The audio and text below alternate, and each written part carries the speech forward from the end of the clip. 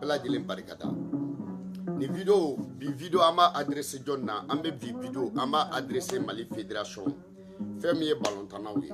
ani uka balontana fédération barakelaw ani ministère des sports bon ambe video adresse awla kada munka aw ka jamana ta aw ka lajɛ gerbe malla Mali la gerbe aw te mogo site germu borodo kelebe malla mogo te kelemu borodo rébellion kele de wa malien ta don an ta don rébellion de wa an ta don jadisiw de ka kele ba an fe wa an ta don ko do be an fe mogo bi ka sa même Mali la mogo si Bamako kono mogo ta do ko saya bi ka ke Bamako kono mogo si ta do ko saya bi ka ke video kelaw video manu activiste ya famia wa bere jorole no munu be koka munu be video ke munu te video ke on ne ba doko mogo keme fagali bashi mais Mali kono mogo Bamako duguba kono mogo ta doko ni mogo keme sara dugula ko e bashi ble OK c'est ça demsene munu fana qualifiera aw ni ala te ministre demsene munu fana qualifiera ka ta coupe d'Afrique la aw be se ka botogo di aw faaw bi ka faga aw baw bi ka faga aw ka se ka ta coupe d'Afrique la aw ka match kelen gagner ku premier aw ka boli ko folo aw ma se ka bo ni fendo ye tiya fama ni bandiri do ye mu ba yira ko mogo ka 1 minute de silence ke Mali aw ma se ko ke ya fama aw entraîneur ma se ko fo joru hakli moye yo famia wa fédération mogo hakli moye ministre des sports o yere fana hakli moye die be de nyebe awla die caméra bebe bi Égypte Mali bi ka ballontan ge Égypte Mali yere ma se ka bo Mali ballontana mogo joli olu kana faso présenter olu ma se ka guerre ko info olu kana faso présenter munu sara olu ma se ka 1 minute de silence ko ye olu ma se ko demander ni ya demander frafina beba ke o kadi tubabu ya o ma se imado ko aute haklintan diuni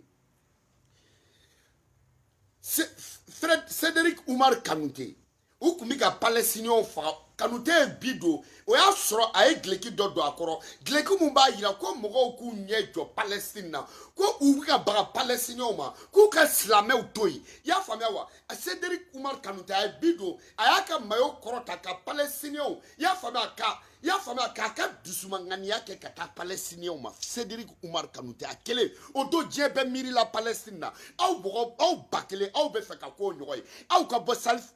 Cédric aga bof Kanouté ka centre la aw ma se ka ke Kanouté aw ma se ka Kanouté ka miri na ngonke aw ma se ka ke islamé mais aw ma se ka miri faso la aw ma miri aw baso la aw ma miri fantan ka fagali la aw ye fantan dewne iko okosako kaw aw ye fantan dewne iko kado munu bi ka faga aw ye tandeni iko fla munu bi ka faga ni balontante faso magote awla ni balontante imite fo awku ni balontante faso fama magote awla mais ou mago aw yere mago ka do faso la foi te fraka foi te boala ataw jo anga do media balontana aw munu be aya ka fana u baw kama entraîneur ka fana bakama supporteru ka ku fanu bakama aw ka bo aw ka dey nationalité aw ka bo ka ira ko keleba on fait aw ka bo ka 1 minute de silence demander aw ka bo ya famewa Tunisie balontana équipe club do olu saya kera domina u ka match ku yo dugusaje o dugusaje olu borani banderole jamanja doye ka Mali saya ko dénoncer ka 1 minute de silence ke Mali chouye malien yere masse ko ke jamana wara moko koke yo famia wa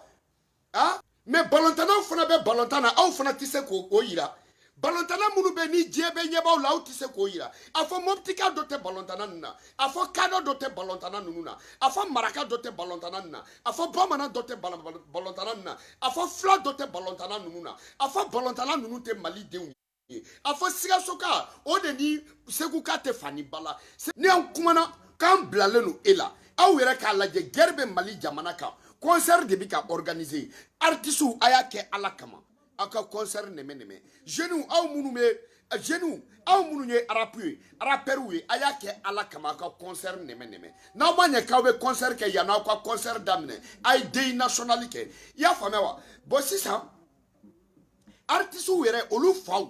munu ye artistes yu fa munu surala olu ma se ka jate ko bay Salif Keita ka dongli ni kelen doronda ama se ka ke Salif Keita ka bo télé la doro ka ni saya dénoncer diaba be nous les salifu jolenye ya famia wa ni ye salifu jolenye ka dia dongulo donglida bebo la me dia bebo akala koko mi ba onfe salifu ma se ko ke o tari sigi ni gitari ka demuso dobe na furu ni demuso ka furu do de basara I denga furu do de bramso sara I denga furu do I brana ka obe ni den furu do de brana ka obe fara e ka dugula e ko ko e mali kanu ni bela e ko kebe koko ka keba ke mali kama au shita te mali kama suno mo keme sara malla artisu munu doneno Salif Keita ere kun foloka ka ti jo okosako Salif Keita ere kun foloka ka ta dugu munu sara Salif Keita eni umu sangare maseka donglida umu sangare maseko denoncer alisa umu sangare obe pata jalo ko mana kola nimu ya nyuma kelenga ni kibo tanu obe dugu man ba kelenge aw ni alache umu sangare na sorola ni mogo keme kun sara wasolo bilay wasolo be kuma ke donglida yi donc aye wasolo ka fay ka wasolo ka bay ka da ka wasolo yenno mali dugu tawte umu sangare o te ka dugu yi bilahi ni mogo duru sara wasolo umu sangare be donglida mais saya e fendo ye beleni turu yado na tika dala ibe nyine ako saya e fendo ye beba nene yo famia wa bibi na be moptika ufe ate wasolo mais na sira wasolo ala kanake amina don au bina munke Salif Keita ni mogo keme kun sara joliba dugu dola Salif kumbe donglida ni mogo biduru kun sara joliba dugu dola Salif kumbe donglida ni mogo tan kun sara ja disufe Salif kumbe donglida parce que do France Inter ni ijo France 24 na ijo aledala Salif Keita kumbada ya famewa fana kungolo misen al ni segu be sara o te donglida ambo don al ni segu be sara o mago te saya la o te saya donglida ya famia wa o mago to ko sugu nunu na anto tahere ya famia wa mali bebe fra letebo fama o be mali be kangara letebo fama kiri jugu be tige aletebo mali bebo kalama parce que kiri jugu tigela ale yero yo ludoye masake kolon ale yo ludoye jamana buru jabaga fana kungolo misen aja disco korote fako sa baba ni kone atebo die kono nina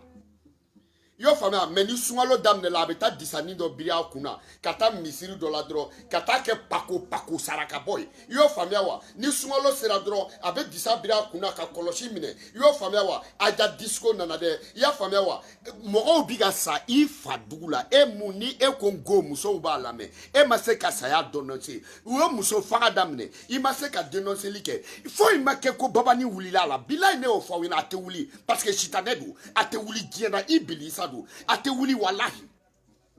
jebe fara nyoga mogo bora magam be yisigi yorokile magam ka bo maga o te dongli dabali mais ka bo maga ngana ka mulati do ka body do ka donge ka klaki ni pedeu ale de ake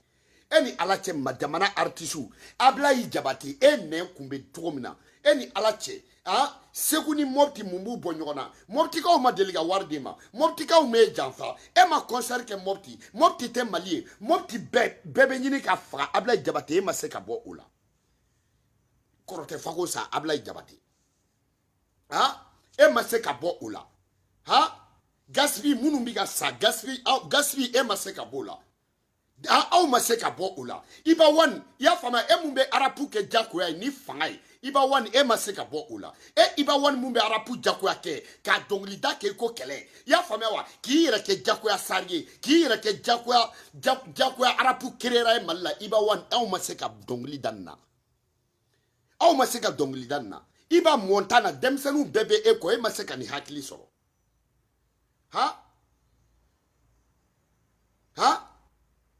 Mo shima se ka bonna mali mo donné ba shima se ka bonna Franci ali français quoi école do liberté a école do mana ibeka fo mais Charlie Kelendron Sara ya fama wa kashi burama yi pangata Charlie Kelendron Sara sanga fola ibeka tara Charlie Kelendron Sara ya fama condolences ibeka ay avion ta kata Charlie ka sayala kata fugulan bado do akuna iko jango kata fugulan bado do akuna kobo yu ka fugula iko trinta shuwulile kata fugulan bado do akuna iko peko si shuwulile kata fugulan bado do akuna kani jo yo famia wa ni iko Jean-Paul Bermando ibeka de beta sangafula ibeka be iko mogomi ibeka yere bi abi Ibeka bi nafo mogo mi balo be ya famia wa cercueil fereli la oka ala deli sa chayadi mais ni tala kata mogo fo mais ni fana ni kungo keri fe pourquoi mogo mana ibeka fori pourquoi président kelema ibeka fo mogo keme beka sa ama delikate mogo keme sara die jamana o jamana na président do tarifu mogo keme sara die jamana o jamana na drapeau ya fama a besero dugula mogo keme sara die dugo dugula France 24 yabo mogo keme sara die dugo dugula France 24 o ke kumai mogo keme sara dugo dugula BFM o ke kumai mogo keme sara dugo dugula o don be ba kalama TV5 shira o dugula mais mogo keme sara ngo dugula fema boala mogo mana ibeka yere fo ibeka mogo mani fo parce que ou tegele nula benga Brahima jabugo te wele e de ta sayala e se ka ta Charlie Kelenga sayala Charlie Kelendro okosako besara etra Charlie Kelendronga sayala ya fama français ou masse français ambassadi masse ka wuli ka ta efo français président masse ka tefo itra Charlie ka sayala ka ta kashi ikume première ligne o président no ye français président koronye o fana masse ka ni ifo ibeka malu ya sa ministre Djumbe ko fa be sadomi ko ba be sadomina ko be songa concert ke président Djumbe o fa be sadomi o ba be sadomina concert be ko dugula o concert organisé là est-ce que nous fa nous ba sara domina o ba organiser donc jeli munu mita dongli da est-ce que ni jeli nunu fa sara domina ku ba fa est-ce que ni jeli nunu wolo de sara domina est-ce que be concert ke ante hina nyona wa député ou be kelela doka frolu ka mandaka est-ce que ni député ou fa sara domina ku ba fa est-ce que député ou be concert ke ni Soumaïla bana fa sa donc est-ce que Soumaïla be son concert ka kewa ni Tcheble ba sara ka fa domina est-ce que be son concert ka kewa ni Marco ba sara domina Marco fa ka saudo est-ce que Marco son concert kewa ah ni Karimu nunu sara domina ka buba faudo bilay concert ke malla ni masake nunu ne kun ka dembaya do sara ou te concert ke